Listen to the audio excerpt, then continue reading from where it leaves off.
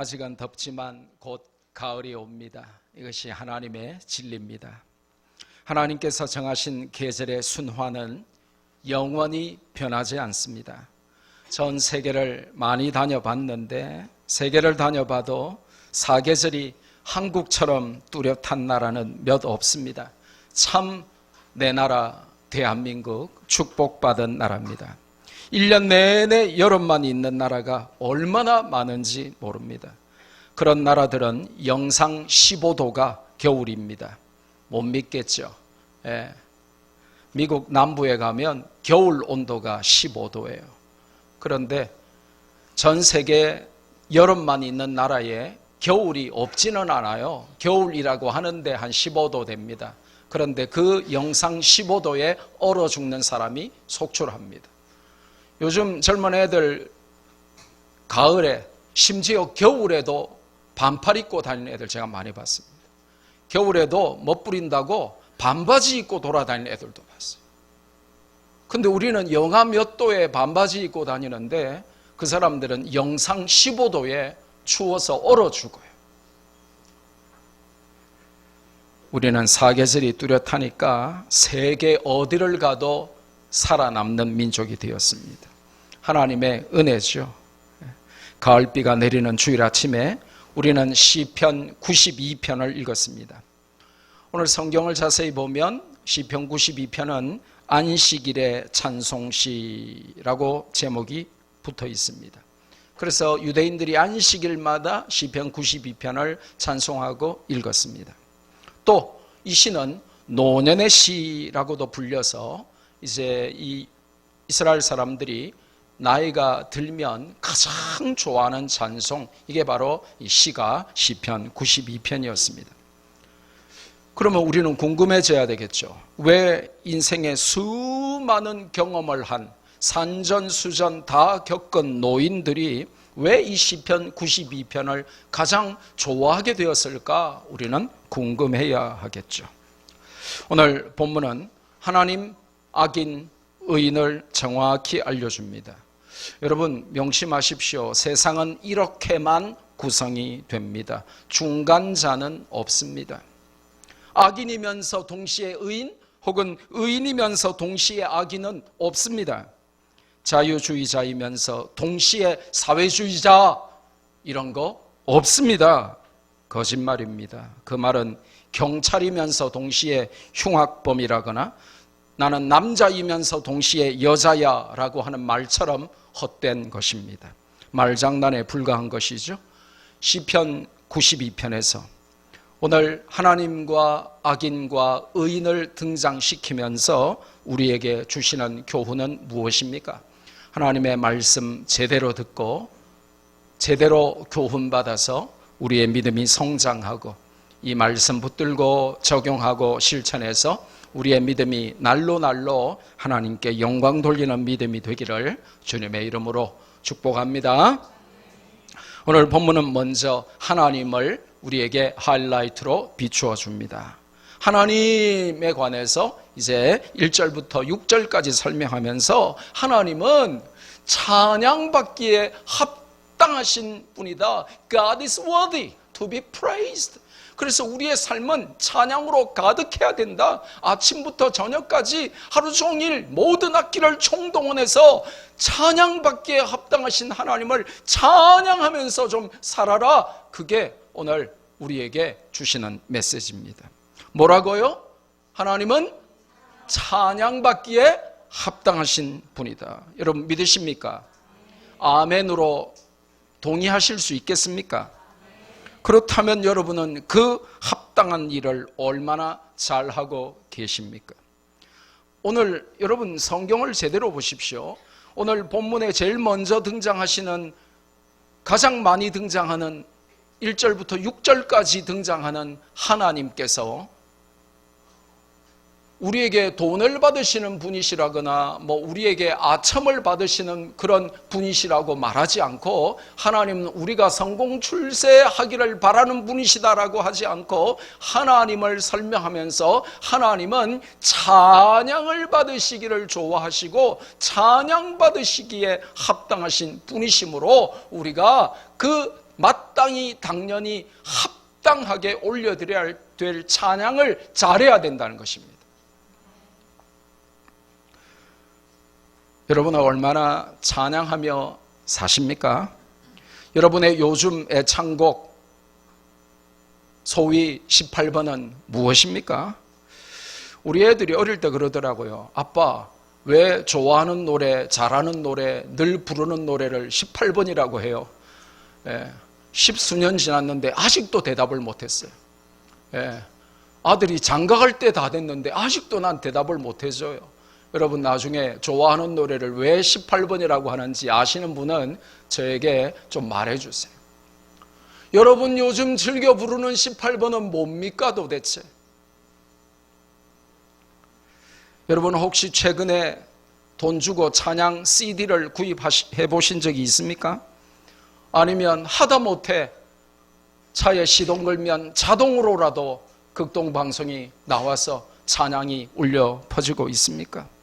혹시 여러분은 TV에 음악 오디션 프로만 보고 즐겨보고 세상 노래는 노래방에 지진을 일으키며 목이 터지도록 부르는데 찬송하고는 담 쌓고 사시는 분들은 아닌가요?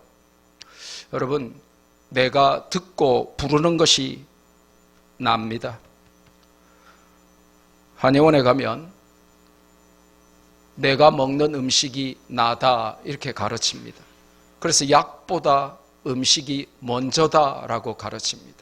음식으로 못 고치는 것은 약으로도 못 고친다라고 하면서 내가 먹는 것이 나다라고 말합니다. 근데 오늘 성경을 적용을 하면 내가 부르고 내가 듣는 것이 나다 이겁니다. 여러분은 뭘 자주 듣고 뭘 자주 부르세요? 그게 여러분입니다. 저는 요즘도 영어로 꿈을 꾸거든요. 왜냐하니까 학생 때부터 계속 이어폰으로 영어 듣고 영어 말하고 영어 하니까요. 꿈을 꿔도 계속 영어로 꿔요. 영어로 말하고 영어로 듣고. 못 믿겠죠? 여러분이 이제 앞으로 영어에 미치면 그렇게 된다니까요. 축구에 미치면 뭐 하는 꿈만 꿀까요? 축구하는 꿈. 낚시에 미치면요. 낚시하는 꿈만 꿉니다. 우리 형님 옛날에 낚시에 미치니까요. 젓가락 가지고 까딱까딱 식사하시다가도.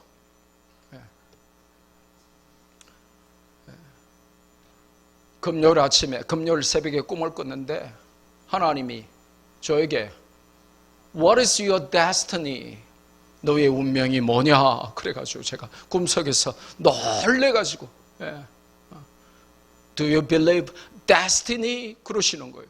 너는 운명을 믿냐? 라고 말씀하시는 거예요. 제가 얼마나 놀랐는지 모릅니다. 영어 자꾸 들으면 영어가 삶이 됩니다. 음악 자꾸 들으면 음악이 삶이 됩니다. 그런데 우리가 듣는 그 음악이 세상에 쓸데없는 음악인지 말도 안 되는 그런 음악인지 하나님을 높이는 찬양인지 여러분은 뭐를 부르고 뭐를 듣는지 돌아보라 그렇게 성경이 말씀하십니다. 내가 듣고 부르는 노래가 나를 만들어요. 찬양 좀 하고 사시기를 바랍니다. 하나님은 우리 입에서 나오는 찬양을 듣기를 기다리십니다. 아이돌 음악 가사만 외우지 말고 찬송 좀 외워서 부르시기 바랍니다. 우리 학생들 아이돌 팬 카페에 가입해가지고 아이돌에게는 선물하고 공연 찾아다니고 그러면서 찬송 듣는 일에는 아무 관심 없고 찬송 부르는 일에는 관심 없다면 문제가 심각한 것입니다. 제가 북한하고 접경 지역 중국에 가서 북한에서 탈출해서 선교사들에게 훈련받고 있는 북한 사람들 몇 명 만나보니까요. 이 북한 성도들은 성경도 찬송도 다 외워요. 왜 그럴까요? 없으니까요. 구하기 힘드니까요. 그러니까 뭐 100명 중에 1명 찬송 성경 가지고 있으니까 그냥 외워버려요. 왜 그러냐? 북한 사람들은 외우는데 도 같은 사람들입니다. 공산당 학습 분량이 아마 여러분 북한식으로 공부하면 전부 전교 1등 할 거예요. 매일매일 김정은이가 한 거 다 외워야 되고, 매일매일 북한 노동신문의 사설 다 외워야 되고, 그러니까 안 외우면 맞아 죽고 뭐 고문당하고 잡혀가고 하니까 다 외워야 되는 거예요. 근데 이 사람들이 성경을 다 외우는 겁니다. 왜요? 없으니까요. 찬송을 다 외우는 겁니다. 왜요? 없으니까요. 뿐만 아니라 성경 찬송 가지고 있다가 잡히면 죽으니까요. 여러분이 끝까지 외워서 부르는 찬송은 몇 곡입니까? 우리가 청년 때만 해도 교회 차 타고 어디 멀리 몇 시간을 가면 권사님들은 가는데 3시간, 오는데 3시간, 6시간을 찬송으로 부흥회하곤 했습니다. 안 믿어지겠지만. 그런데 그때 뭐가 있었습니까? 그러니까 1절부터 4절까지 찬송 전부 다 외워서 불렀습니다. 우리도 다 그랬습니다. 그런데 최근에 교인들이랑 저기 우리 어디 갔었을 때죠? 저기 하동인가요? 가면서 한번 해보니까 2절부터 다 몰라요. 안 나와요. 다 띄워주고 다 나오고 하니까요. 외워서 부르는 사람이 아무도 없는 거예요.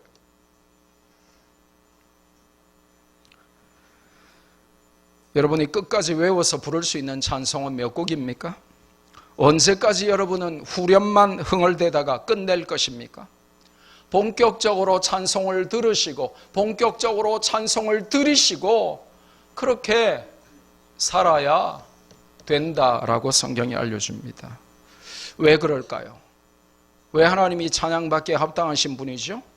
찬양의 당위성은 뭡니까? 첫째로 오늘 성경에 보니까 1절에 하나님이 지존자이시기 때문에 Is our most high. 그분이 지존자이시기 때문에 가장 지존하신 하나님이시기 때문에 그분이 찬양받기에 합당하시기 때문에 우리는 그분을 높이고 찬양하고 찬양 듣고 찬양 중심으로 살아야 된다는 것입니다. 두 번째로 4절과 5절 상반절에 보니까 주의 손이 행하신 그 위대한 일 때문에 뭡니까?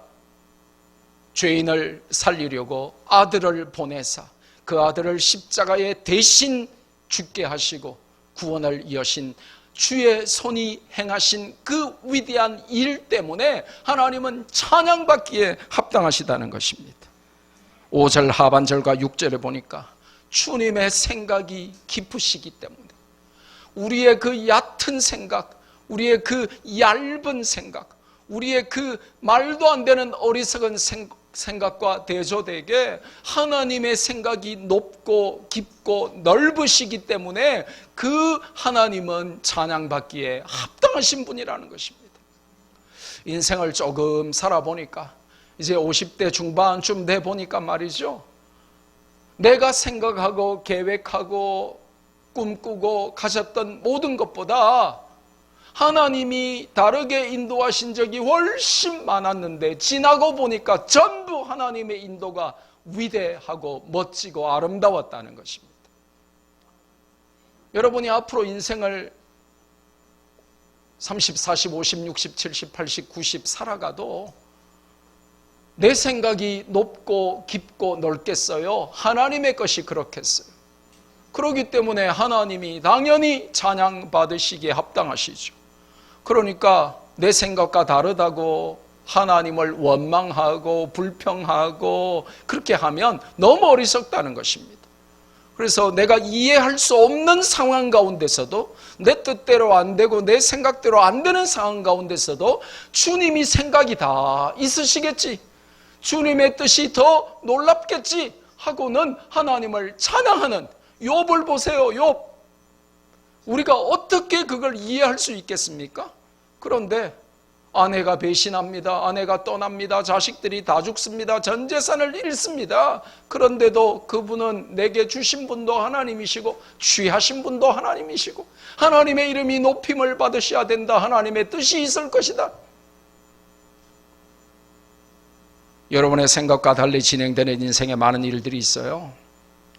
투자했는데 재산을 잃을 수도 있고 사업을 했는데 그 사업이 안 될 수도 있고, 여러분의 건강이 급속도로 나빠질 수도 있고, 믿었던 사람에게 배신당할 수도 있고, 인생에 계획했던 일들이 자꾸 늦춰질 수도 있고, 내 생각과 다르게 진행되는 일이 너무 많은데, 그때에도 여러분은 하나님을 원망하거나 불평하고 의심하는 것이 아니라 하나님을 찬양해야 된다는 것입니다. 그게 믿음이라는 것입니다. 그럼 어떻게 찬양해야 될까요? 우리가 말씀을 들을 때 자꾸 생각하고 질문하고 하지 않으면 여러분이 믿음이 안 자랍니다. 그리고 성경을 제대로 알지 못합니다. 그러면 찬양의 당위성을 설명하신 다음에 성경이 방법까지도 친절히 알려주세요. 어떻게 찬양해야 됩니까? 첫째로 보니까 여러 악기들을 총동원해서 찬양하라고 하십니다. 오늘 본문에 세 가지 악기가 등장하죠. 뭐가 등장합니까? 시편금, 십현금이라는 게 뭐예요? 현이 몇 개 있다? 10개 있다. 그러면 십현금으로 찬송하라 그랬습니다. 또 비파로 찬송하라. 또 수금으로 찬송하라. 그 당시에 있던 악기들 총동원해서 하나님 찬양하라 이 말입니다. 성도 여러분, 혹시 여러분은 앙클룽이라고 하는 악기를 들어보셨습니까? 앙클룽이라고 하는 악기를 아십니까? 불과 한 달 전만 해도 아무도 몰랐습니다. 인도네시아 전통 악기인데요. 이거 저게 무슨 대나무 짝대기 같은 저게 무슨 악기고 이러면 여러분은 굉장히 큰 실수를 범하는 것입니다. 놀라운 마림바 같은 소리가 납니다. 단기 선교 가서 잠깐 배웠는데요. 저 앙클룽은 핸드벨처럼 하나의 음만 냅니다. 그런데 여러 개의 악기가 모여서 아름다운 하모니를 연출하죠. 근데 저는 저 앙클룽을 보면서 교회 공동체를 나타내는 가장 대표적인 악기다 그런 생각을 하게 됐습니다. 한 악기가 모든 걸 다 내는 그런 악기가 아니고 나 혼자서는 존재할 수 있는 악기가 아니고 다른 여러 악기들이 모여서 하모니를 이루는 것입니다. 이래 아무리 말해봤자 여러분은 사진만 보고는 감이 안 옵니다. 저게 뭔고 그러면서 진짜 저게 악기 맞나? 대나무 그냥 짝대기 꽂아놓은 거 아이가 소리가 나겠나? 나봤자 무슨 소리가 나겠노? 이러죠. 저걸로 You Raise Me Up 하고 또 우리 임재 이런 찬송들 막 들었는데요. 야, 소름이 막 돋고요. 막 전율이 일어나요. 소리 한번 들어볼까요? 앙클룽 소리 한번 듣는데요. 1번부터 8번까지 있어요. 낮은 도부터 높은 도까지 지금 이제 여러분은 앙클룽 소리를 듣게 될 겁니다. 각각의 번호가 한 3초 정도, 3번 정도만 연속적으로 흔들어 주시면 됩니다. 1번부터 8번까지 1번부터 시작.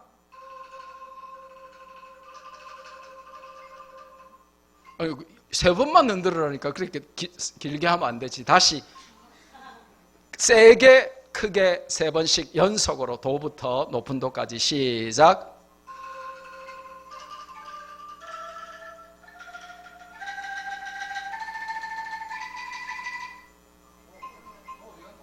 (8번도) 어디 갔어요? 8번도. 다시 해보겠습니다.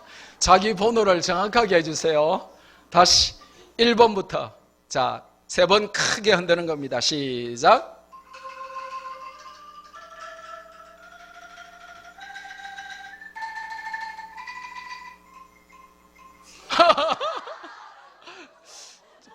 예, 8번이 선집사님이었군요. 세게 흔들어야 된다고요.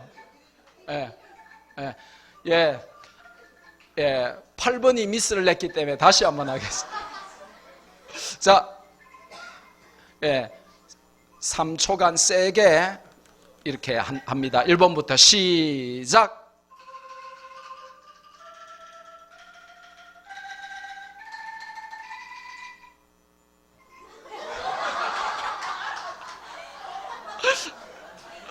네. 감사합니다. 그래서 하모니가 중요한 것입니다. 또 어떻게 찬양하라 그랬습니까? 아침, 저녁으로 찬양하라 그랬습니다. 찬양에는 밤낮이 없다는 것입니다.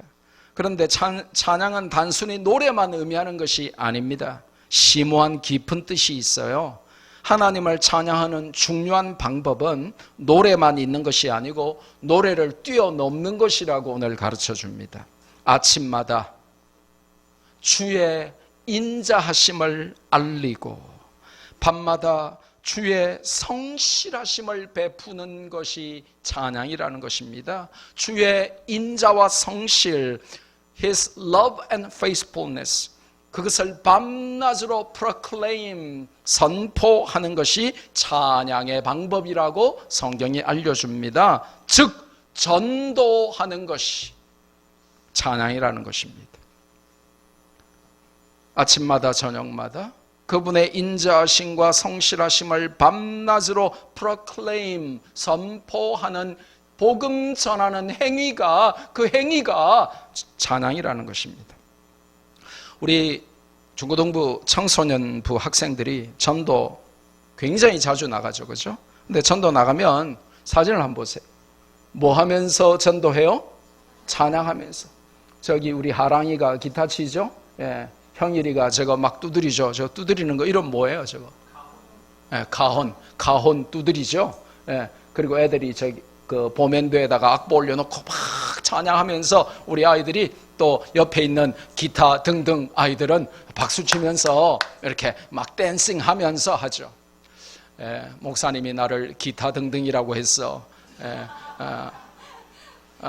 하랑이만 이름 불러주고 형일이만 이름 불러줬어. 난 오늘부터 목사님 안티야. 그러면 안 돼요. 이름 나오고 싶으면 여러분도 악기 하나씩 들고 나오세요. 트라이앵글 뭐 이런 거, 캐스터네츠 이런 거, 심벌즈 이런 거 들고 나오면 돼요. 온갖 악기로 하나님을 찬양하면서 우리 청소년들이 전도하죠. 굉장히 성경적입니다. 어른들이 못 따라갈 정도로 멋지게 이렇게 찬양하면서 전도하죠. 어느 어른들이 기타 메고 악기 치면서 노래 부르면서 전도합니까? 그러니까 참 성경적으로 우리의 자녀들이 바로 그거 있는 거예요. 이게 우리 아이들이 바르게 교육받으면서 잘 크는 거죠. 두 번째로 오늘 성경은 악인에 관하여 5절을 언급합니다. 7절부터 11절까지. 핵심은 간단합니다. 악인은 흥황하는 듯이 보이지만 결국에는 멸망한다는 것입니다. 할렐루야. 이걸 우리가 믿어야 되는 거예요. 이걸 못 믿으니까요, 조폭 영화가 유행하고 마동석이가 영웅이 되고, 이걸 못 믿으니까 악인들이 타는 벤츠가 멋있는 거예요. 저는 비록 기아차 조그마한 거 타도 조폭 두목이 타는 벤츠 하나도 안 부러워요. 벤츠 이사 우리 처남 죄송합니다.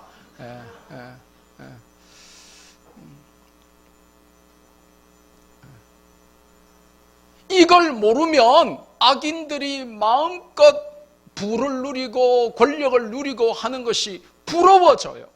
근데 성경은 악인은 They may seem prosperous, but eventually they fall.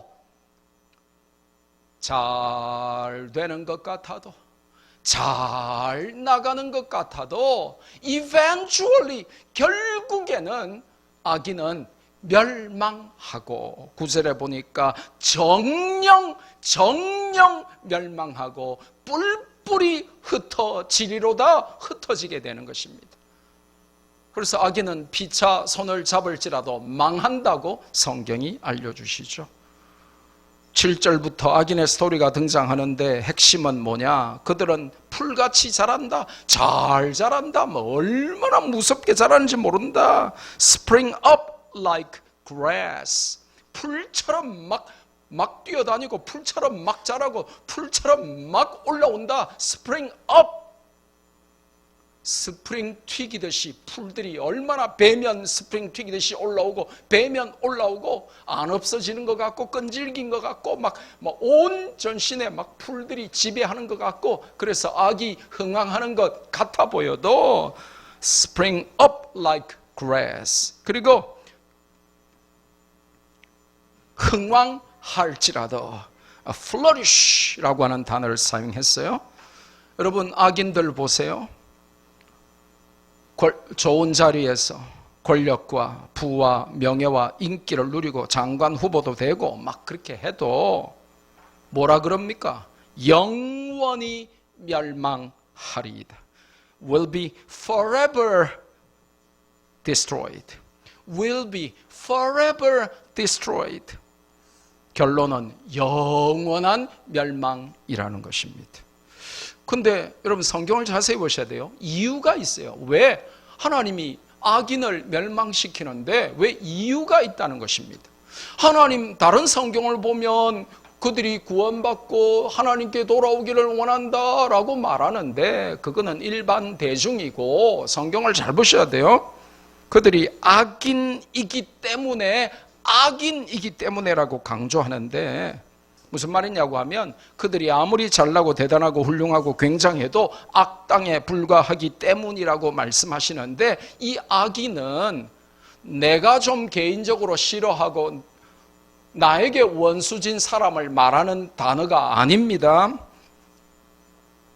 이거는 주님의 원수라고 성경이 정확하게 워딩을 하고 있습니다. 사람의 원수가 아니라 주의 원수, 하나님의 원수라고 정확히 말을 합니다.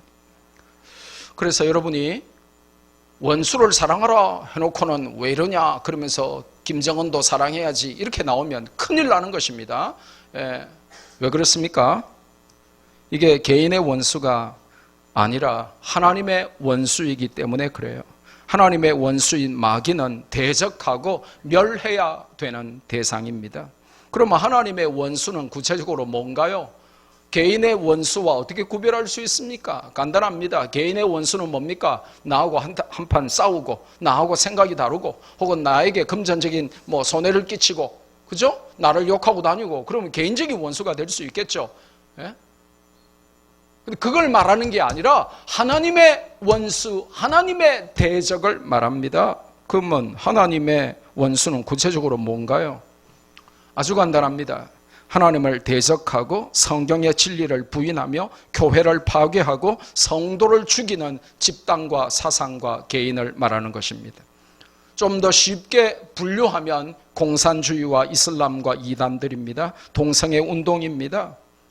여러분 좀 굉장히 여러분에게 민감한 걸로 한번 해볼까요? 왜 대한민국 교회 언론위원회가 조국을 반대한다고 성명서까지 냈을까요? 왜 교회가 가만히 있지 않고 조국 절대 안 된다, 목숨 걸고 조국은 안 된다라고 대한민국 교회가 공식 성명을 냈을까요?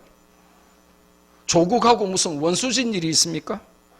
왜 조국을 한국 교회가 공동체가 교회 언론위원회가 공식적으로 성명서까지 내면서 조국을 반대합니까? 철천지 원수입니까? 아닙니다.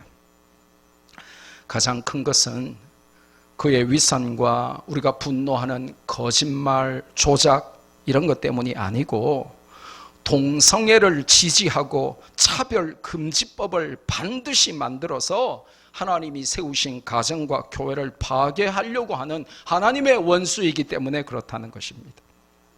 조국이가 한 말, 그의 글에서 한 말 그대로 지금 옮겨놨습니다. 차별금지법. 워딩이 아주 멋있죠. 차별을 금지하자. 좋은 말 같죠. 저게 뭐냐면 동성애를 비난하거나 동성애가 죄라고 설교하면 목사부터 감옥에 놓고 벌금 내고 성경에 동성애가 죄라고 했다라고 말하면 다 처벌하겠다 그겁니다. 그게 차별금지법입니다. 수간, 시간 이런 거 나쁘다 하면 성 정체성을 위협했다 해가지고 다 잡아가겠다. 그게 차별금지법입니다. 그게 반드시 법무장관 되면 자기는 차별금지법을 제정하겠다. 그래서 성소수자, 이 워딩도 조심해야 돼요. 이거는 아주 악한 사람들이 쓰는 워딩입니다. 성소수자란 말은 없습니다, 여러분. 그렇게 말하면 저쪽의 프레임에 말려 들어가는 것입니다. 하나님은 남자와 여자를 만드시고 정상적인 성교를 하도록 하셨습니다. 그런데 죽은 시체와 성교하고 동물과 성교하고 어린 아이와 성교하고 나는 그렇게 태어났다라고 주장하면서 나는 성소수자인데 성다수자에게 나는 지금 핍박받고 있다. 이렇게 프레임을 만들었거든요. 그래서 그거를 반대하는 자들을 법적으로 규제하고 처벌하겠다 이겁니다. 그리고 그렇게 법적으로 규제해서 인식을 강제로 바꿔야 되는데 절대로 안 바뀌는 게 교회이기 때문에 한국 교회는 법으로 정부가 손 써서 손 좀 봐야 된다. 한국 교회는 내가 법무장관 되면 한국 교회를 없앨 거다. 그 말인 겁니다. 그러니까 어떻게 한국 교회가 하나님을 대적하고 차별금지법을 만들고 하나님이 만드신 남자, 여자 외에 수십 가지의 성소수자를 인정하는 법무장관을 어떻게 공적으로 인정하겠습니까? 저는 조국이하고 일면식도 없습니다. 저는 조국이하고 원수진 일이 없어요. 근데 하나님의 원수처럼 행동하기 때문에 한국교회를 파괴하겠다. 한국교회는 내가 법무장관 되면 손보겠다. 차별금지법을 제정하겠다. 이렇게 나오기 때문에 한국교회가 목숨 걸고 반대하는 것입니다. 여러분, 조국이 한테 쏘으면 안 돼요. 잘생겼잖아요. 예. 얼마나 지나가던 여자들이 다 기절하게 잘생겼습니까? 난 대한민국에 저런 잘생긴 사람 처음 봤어요. 잘생겼잖아요. 예. 목소리 좋잖아요. 그래서 서울대학에서는 학생들이 Mr. Video and Mr. Audio라고 부릅니다. 조국이를. 비디오 잘생겼죠. 오디오 목소리 좋잖아요.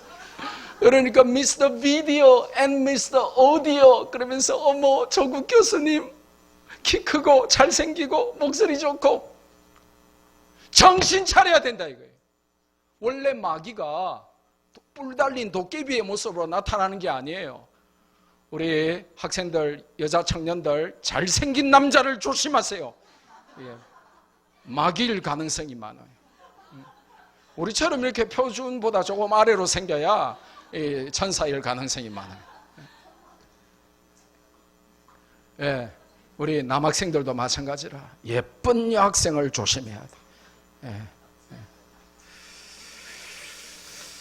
여러분, 외모와 목소리와 학벌과 직업과 말솜씨와 큰 키에 현혹되면 안 됩니다. 인간은 비디오와 오디오에 가장 약한 존재들입니다.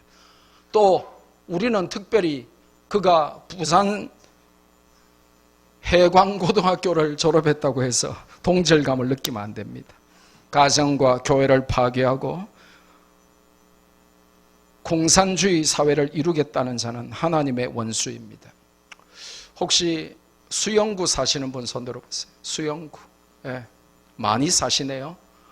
지금 어제 난리가 났었습니다. 수영구에서 또 동성애 인권조례 발의하겠다고 나왔습니다. 전국 지자체가 민주당이 잡은 전국의 지자체가 동성애 허용해라 이런 인권법을 발의하는데 드디어 추석을 이용해서 아주 교묘하게 사람들 다 관심이 딴 데가 있는 때를 이용해가지고 9월 22일에 제정한다고 입법 공포했습니다. 수영구뿐만 아니라 부산 시내 모든 사람들이 거기에 반대 서명할 수 있기 때문에 다음 주에 우리가 반대 서명 단체로 받을 겁니다. 제정신이 아닙니다. 나라가 미쳐 날뜁니다. 따라합시다. 이게 나라냐? 여러분 이거 나라입니까? 예.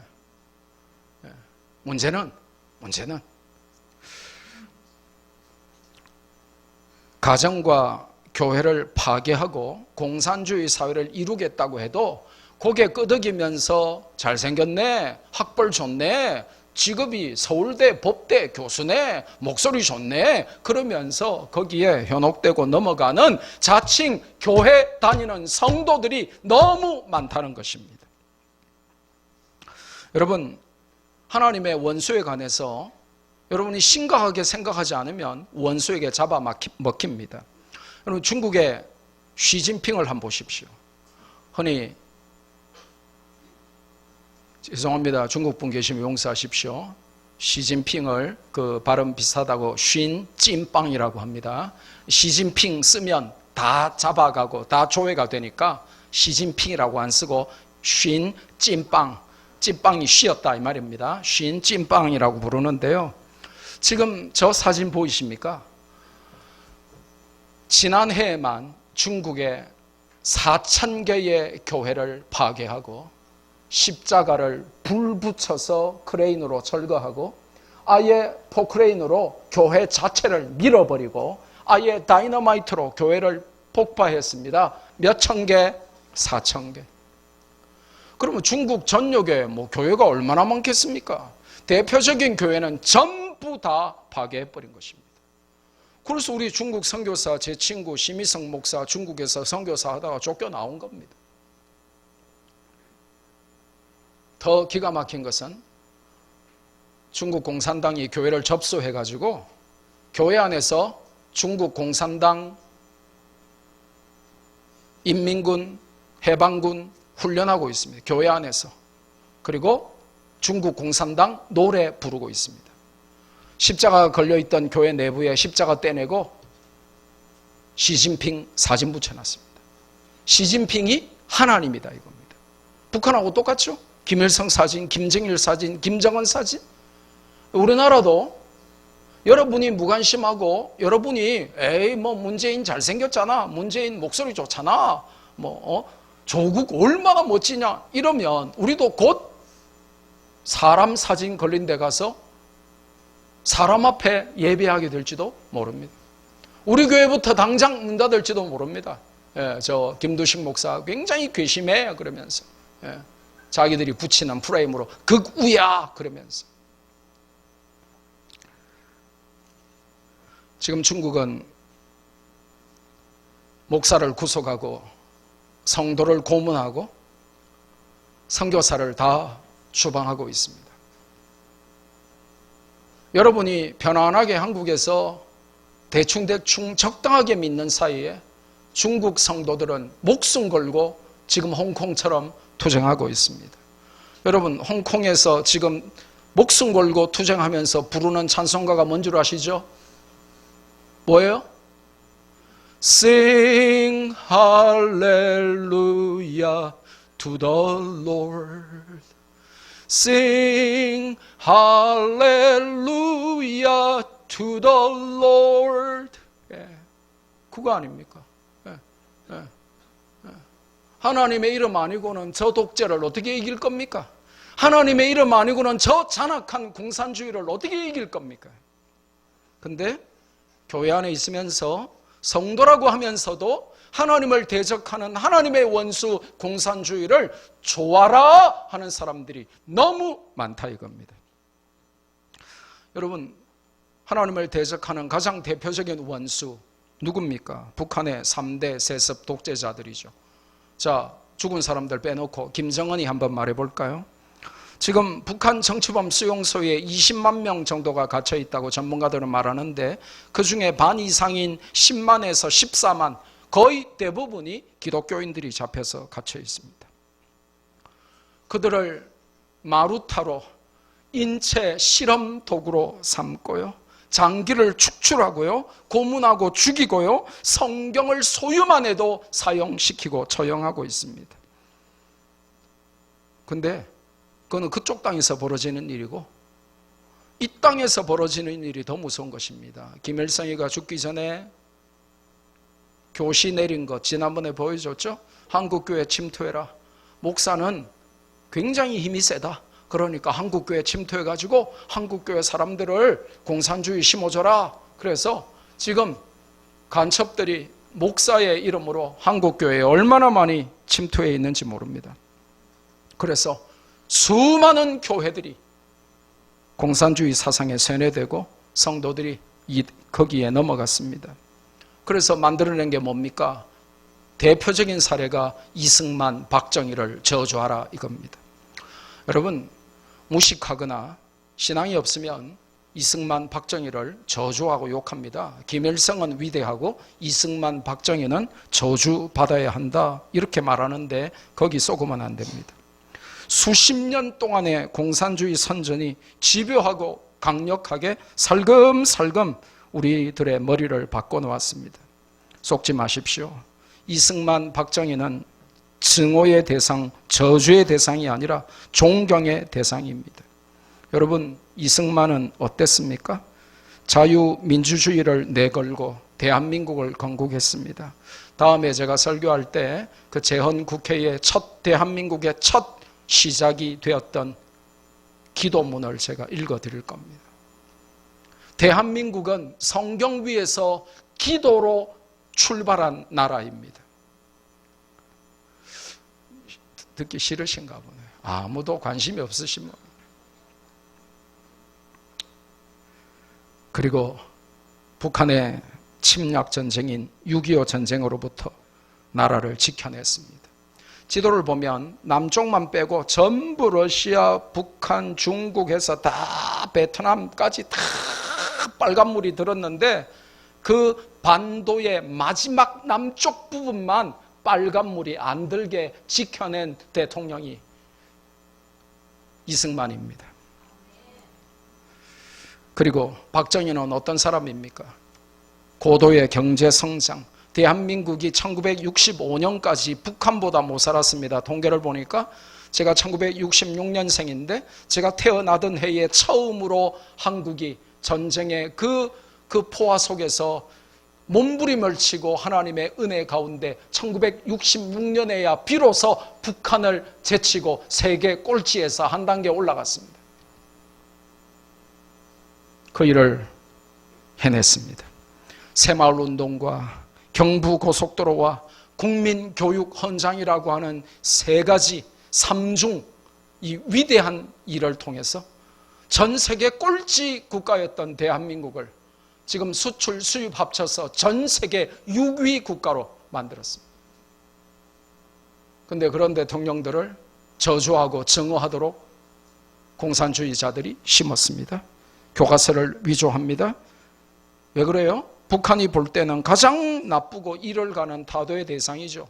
이승만이 없었으면 6.25 때 대한민국을 적화시켰을 것이고 박정희가 없었으면 지금도 북한보다 더 가난한 세계에서 가장 비참한 상태로 있어야 북한이 잡아먹기 좋을 텐데 이승만, 박정희 때문에 북한 김일성의 계획이 수포로 돌아갔으니까 북한 입장에서 볼 때는 이승만, 박정희는 저주와 증오의 대상이죠. 그래서 전교조 교사들이 역사 왜곡해서 학교에서 이승만 나쁜 놈, 박정희 나쁜 놈, 김일성이 더 위대한 분, 대한민국 정부는 정통성이 없고 북한 정부가 정통성이 있는 이렇게 가르치는 거예요.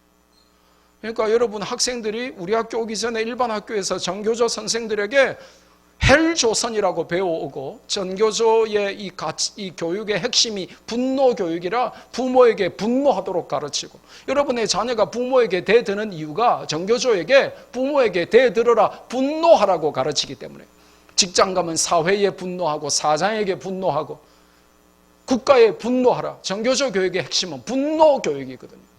그러니까 로고스가 있어야 되는 이유가 감사를 교육하고 부모에게 감사하고 이 사회에 감사하고 자유 대한민국에 감사하고 하나님께 감사하도록 범사에 감사하는 사람을 만들어야 되는 겁니다. 공부를 잘하는 게 문제가 아니에요. 자녀들이 부모에게 대들면서 저주하고 며칠 전에도 보니까 부모를 죽여버려. 그게 전교조 교육을 받아서 부모에게 분노와 감정을 폭발하고 감사할 줄 모르는 아이를 키운 결과가 사회가 이렇게 되는 거예요. 여러분 주변에 뭐 이승만이 어떻고 박정희가 어떻고 그러면 입을 한 대 팍 때려주세요. 이 저주받은 입 그러면서. 감사해야 될 대상을 저주의 대상으로 만드는 것은 공산주의자들의 주특기입니다. 여러분, 우리가 멸망의 대상이 안 되려면, 하나님 앞에서 악인이 안 되려면 하나님의 원수가 되지 말아야 한다고 성경이 가르칩니다. 하나님의 원수는 공산주의자입니다. 그 공산주의자들이 목표를 이루는 수단과 방법으로 동성애를 사용합니다. 그리고 역사 왜곡을 일삼습니다. 그래서 여러분이 책을 많이 읽어보시면 공산주의와 동성애자들과 페미니즘이 같이 가고 있다는 것을 알게 됩니다. 혹시 페미니스트 계세요? 남자들은 죽어야 돼, 남자들은 저주받아야 돼, 그러면서 남자들은 돈만 벌어다 주는 기계야, 그러면서 나는 여성 상위론자야, 이런 분 혹시 계십니까? 성경은 그렇게 가르치지 않습니다. 있는가 봐요. 대답을 안 하는 거 보니까. 여러분, 세상의 가치가 아무리 변하고 사상이 변해도 우리는 불변하는 진리를 믿는 사람들입니다. 성경을 믿는 사람들입니다. 세상 사람들이 무슨 소리를 해도 성경대로 믿어야죠. 세상 따라가면 큰일 납니다. 그런 정당, 그런 지도자, 그런 정책을 따라가면 단순히 사람의 원수가 아니라 하나님의 원수가 되고 반드시 멸망한다. 이게 오늘 5절이나 걸쳐서 성경이 강조하는 내용입니다. 마지막 세 번째로 의인이 등장합니다. 4절입니다. 12절부터 15절 동안 4절에 의인은 시드는 것 같아 보여도 The righteous seem withered. 의인이 시들어가는 것 같아 보여도 they eventually flourish. 진짜 번성하고 흥황하는 것은 악인이 아니고 결국에는 의인이더라. 할렐루야. 12절부터 의인의 이야기가 시작돼요. 이걸 가지고 우리는 위대한 역설 혹은 거룩한 대역전이라고 부릅니다. 의인이 어떻게 번성한다 그랬습니까? 12절에 보니까 종려나무같이, 백향목같이. 종려나무는요 번식력이 강하고요, 백향목은 뭐냐면 왕궁을 지을 때, 성전을 지을 때 이게 고급 향이 나는 나무예요. 최고급, 보석으로 치면 다이아몬드 같은 거예요. 그러니까 의인은 세상 사람들이 볼 때는 별것 아니고 막 시들어가는 것 같고, 그래도 결국에는 종려나무같이 번성하고 백향목같이 최고급으로 가장 가치 있고 고귀하고 멋지고 아름답게 어떤 수식어로도 표현할 수 없는 가장 하이 퀄리티로 최고로 그렇게 하나님이 세워주신다는 겁니다. 저는 학교를 세우고 운영하면서 뚜렷하고 분명한 교육 철학이 있습니다. 여러분의 자녀가 학점은 비록 시들시들할지라도 뭐 그럴 수 있어요. 영어로 하는데. 근데 우리 아이가 뭐 학점이 뭐 이러지 마세요. A 받는 아이가 비정상인 거예요. 한글로 하다가 와서 영어로 하는데 우리 선생들이 내가 아무리 잘 주려 해도 잘 안 주더라고. 선생님들도 좀 순종 좀 잘해요. 와, 아를 학점을 그래 시험 들게 줘가지고 부모도 시험 들게 하냐고요. 좀 잘 주지. 미국에는 얼마나 학점 잘 주는 줄 알아요. 대학 잘 가야 되니까. 근데 여러분이 그렇게 깐깐하게 주면 안 돼요. 야들아, 맞지? 네, 맞다잖아요. 근데 야들아, 시들시들하게 받아도 eventually flourish. 백향목같이 가장 고귀하고 소중하고 향기나고 다이아몬드같이 그렇게 하나님이 만들어 주신대요. 이유가 뭡니까? 13절에 나와 있죠. 하나님의 집에 심겨 있기 때문입니다. 하나님의 뜰 안에 거하기 때문입니다. 할렐루야. 아무리 나무가 좋아도 길가나 가시밭이나 자갈밭에 심겨지면 열매 맺을 수 없다고 성경은 가르칩니다. 반대로 좀 부족해도 좋은 땅에 심겼으면 말씀으로 물 주고 말씀으로 키우면 좋은 열매를 낸다는 것입니다. 우리는 하나님의 집, 하나님의 뜰에 심긴 나무입니다. 아름답고 귀한 열매를 맺을 것입니다. 그 결과는 어떻게 됩니까? 놀랍습니다. 14절과 15절인데요. 늙어도 여전히 결실한답니다. 사람은 늙으면 냄새도 나고요. 예. 꼰대, 틀딱으로 불리고요. 요즘 늙은이를 죄인 취급하죠. 무시하죠. 요새 젊은 애들 댓글 담궈보면 이 꼰대들이 그러면서 이 틀딱들이, 틀딱이 뭔지 모르시는 분 많죠. 틀니로 딱딱딱 한다 이 말입니다. 그러니까 이제 할아버지 할머니를 아주 비하하는 말이에요. 이 꼰대들이 그러면서 이 틀딱들이 집에서 연속극이나 보지 어디 태극기 들고 나와가지고 이러고 있다고. 근데 이 나라를 살리는 게 그 꼰대 그 틀딱들이 지금 태극기라도 들고 나와야 이 대한민국 사는 겁니다.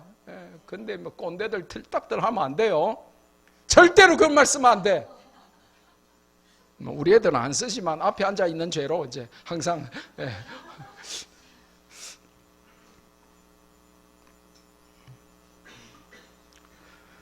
비록 좀 부족해도 좋은 땅에 심겼으면 좋은 열매를 냅니다. 우리는 하나님의 집, 하나님의 뜰에 심긴 나무입니다. 아름답고 귀한 열매 맺을 줄로 믿습니다. 늙어도 여전히 결실한다 이 말. They will still bear fruit in old age. 늙어도 여전히 결실. 그럼 원래는 늙으면 결실하면 되는 거예요, 안 되는 거예요? 세상 원리, 일반 원리는 늙으면 결실하는 거예요, 안 하는 거예요? 안 하죠.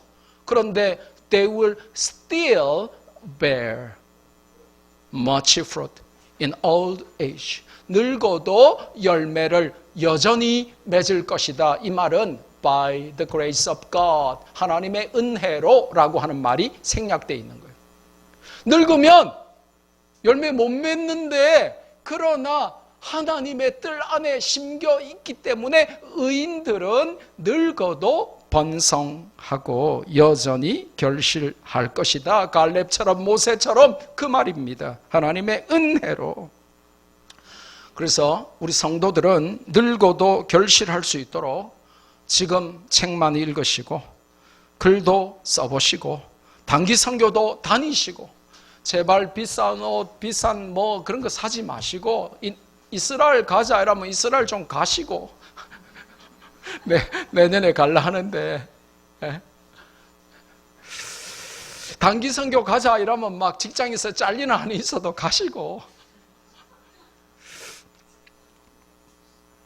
노년을 잘 준비하십시오. 따라합시다. 결실하는 노년. 여러분 자식들에게 선포하시고 써 붙이세요. 결실하는 노년. 나는 늙어도 여전히 결실할 것이다. 맺을 결자 열매 실자입니다. 열매를 맺을 것이다. 결실하는 노년 얼마나 멋집니까? 집에서 하루 종일 연속극만 보고 다 외우는 노년. 그럼 얼마나 불쌍해요. 늘 간섭하고 막 이런 노년. 그럼 얼마나 비참해요. 자녀들에게 늘 틀딱이라고 무시당하는 노년. 그럼 얼마나 비참해요.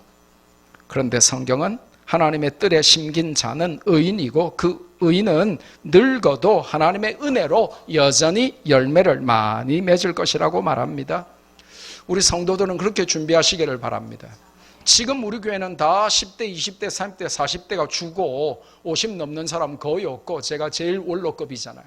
그런데 10년 있다가 보십시오. 10년 후에는 우리 교회는 이제 10대, 20대, 30대, 40대, 50대들이 많아지고 그럼 제가 은퇴할 때쯤 되면 여러분들도 이제 노인에 들어가는 분들이 많아지게 돼요. 그럼 어떻게 할 거예요? 그 노년을 준비하셔야 돼요. 또 보니까 어떤 결과가 있습니까? 늙어도 여전히 결실할 뿐만 아니라 진액이, 성경 보세요, 진액이 풍족하고 빛이 청청합니다. 영어 성경이 굉장히 멋지게 번역했어요. Stay fresh and green. 한번 따라해 볼까요? Stay fresh and green. Stay fresh and green 이라고 하는 말이 무슨 말이냐고 하면, 미국에 가면 과일 가게에 붙여놓는 말이에요. 야채 가게에 붙여놓는 말입니다. Fresh and green, 이 말은 무슨 말입니까? 예? fresh하다는 거예요. 아주 신선하다는 거예요. 안 말라 삐뚤어졌다는 거예요. Fresh and green. 과일 가게, 야채 가게에 붙여놓는, 그게 성경에서 나왔다니까요. 하나님의 뜰 안에 심겨진 의는 늙어도 열매를 많이 맺는데, 그 이유가 뭐냐면 they stay fresh and green. 그래서 하나님의 집에서 여러분처럼 이렇게 말씀 듣고 예배 드리고 이렇게 여러분이 가기 때문에 늙어도 치매 걸리고, 늙기도 전인데 치매 걸리고, 늙기도 전에 거짓의 산에 파묻히고 이렇게 사는 게 아니라, 항상 우리는 늙어도 stay fresh and green. 할렐루야. 제가 농담처럼 저보다 나이 많은 우리 여전도사님 보고 자꾸 나이 많다 이런 소리 남들한테 하지 말라 그래요. 누가 나이 물어보면 담임 목사님보다 2살 어립니다. 이렇게 항상 교역자들은 그렇게 말하라 그럽니다. 제가 전도사인데 담임 목사님보다 2살 많습니다. 그건 아주 그러면 안 돼요. 그러면 할매잖아요. 그러니까 stay fresh and green. 나는 70이 되어도 80이 되어도 stay fresh and green. 그게 하나님의 사람인 거예요. 그러니까 앞으로 여러분이 말씀교회 역사가 오래돼가지고 50년 돼가지고 이제 내년에 10주년인데 40년 후에 살아남는 분들이 있으면 그때도 여러분 stay fresh and green 되시기를 바랍니다. 40년 후에 나 끝까지 살아있을 거예요. 그래가지고 stay fresh and green 할 거예요. 여러분도 그렇게 되시기 바랍니다.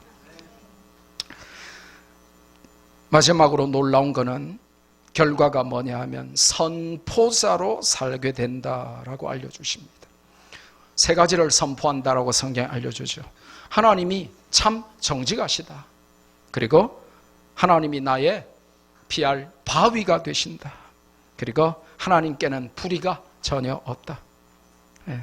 평생 살아보니 간증할 것밖에 없더라 하는 자로 살게 된다는 것입니다. 하나님이 최고더라, 이런 간증을 선포하는 노년이 얼마나 멋집니까?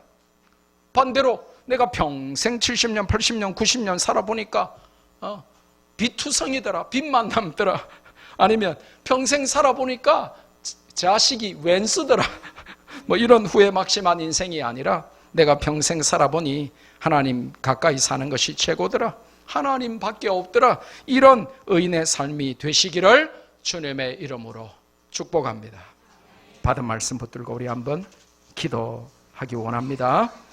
찬양받기 합당하신 하나님께 찬양하며 살게 해 주옵소서.